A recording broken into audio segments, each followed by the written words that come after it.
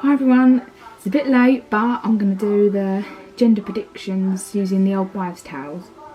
So I found 10 of the most popular ones that everybody knows, and I'm going to go through them and see what we end up with. So the first one is the baking soda test. I did this, I was about 16 weeks pregnant. I will link the video below. It's only like a 20-second video, but my one fizzed, so that means boy, so that's one result for boy. The Chinese calendar, so you all know that one works when you put in your age. It gives you your lunar age and comes up with the month that you feel pregnant. Bring them together. My one was boy for that one. I looked back at the other two, my sons. It was right the first time with Kaysan and it was wrong the second time with Noah. So for me at the moment it's 50-50. We'll see.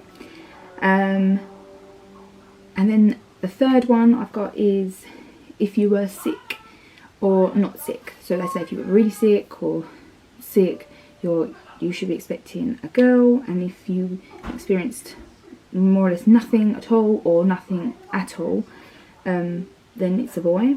I've been sick with all my pregnancies, like every single one. They've just been different levels of sickness, but this one I have been sick with, so that one would be a girl. The fourth one is the belly shape. I'll show you my belly as well actually. They say if you're carrying low it's a boy, if you're carrying high it's a girl. I think I'm carrying low. I feel like I look like a pear. That's the only shape that comes to mind. I feel like I look like a pear with Kaysan. When I had Kaysan, you never saw me when I didn't do these with Kaysan, but with Kaysan I look exactly the same. I put no weight on anywhere and I just had this like low hanging bump.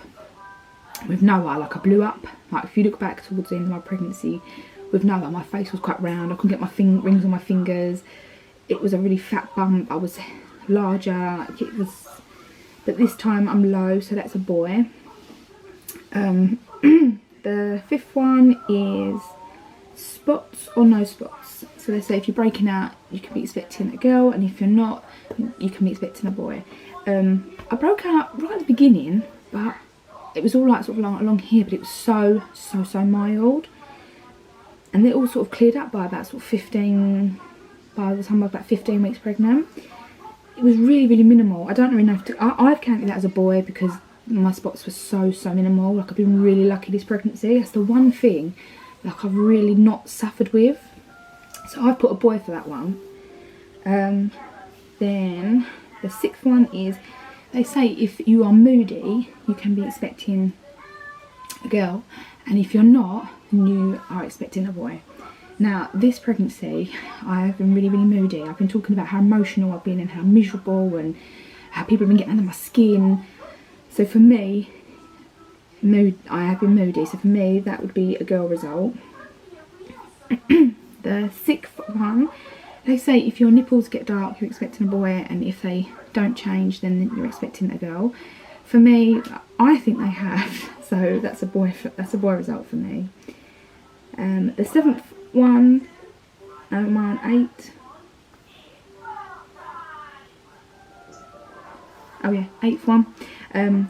The heart rate, if it's over 140, it's a girl. If it's under 140, it's a boy.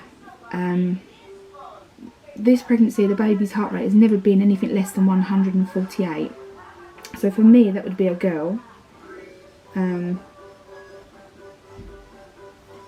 It was probably, I think it was right for Kaysan, because with Kaysan it was always 150.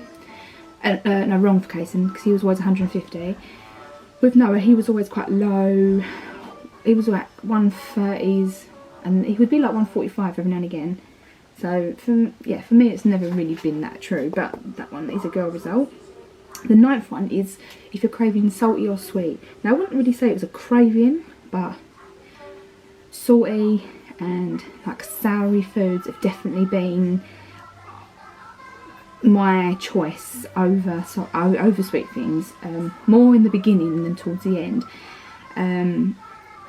But it can't just be salty on its own. It has to be salt and vinegar crisps, and I like things like apple juice and anything that's quite, you know, that's soury and salty, definitely for me. So that would be a boy for me. And then the last one, the 10th one, is if the dad gains weight or not.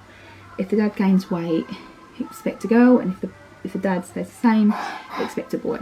I think their dad looks, the kid's dad looks exactly the same. I don't feel like he's put any weight on at all, so that's a boy result. So I've totaled them up, and there are 1, 2, 3, 4, 5, 6. There's seven results for a boy and 3 results for a girl. So yeah, I think I had more girl results with Noah. Yeah, I think I had more girl results with Noah. I'll try and link Noah's one, the one I did with Noah, below. I think I had more girl results with him, but I think I did a few more extra ones. And yeah, this one I've got more boy results. I've got 7 boy results. I should have done the mum's intuition actually. Well, no, I shouldn't have done, because I don't really have an intuition on what the baby is, if I'm honest. So perhaps I shouldn't have. Perhaps I won't include that one. But I have no intuition about what this baby is. I don't have a gut feeling. I don't have a hunch. Nothing at all. Like, I think the baby's a boy, only because I have boys. That's the only reason. But it's not like I feel it in my gut. You know, it's not like that. So yeah, I finally got around to doing that. So I will speak to you next time. I think the next video I'm going to do will be my 37-week update. So I'll speak to you all then.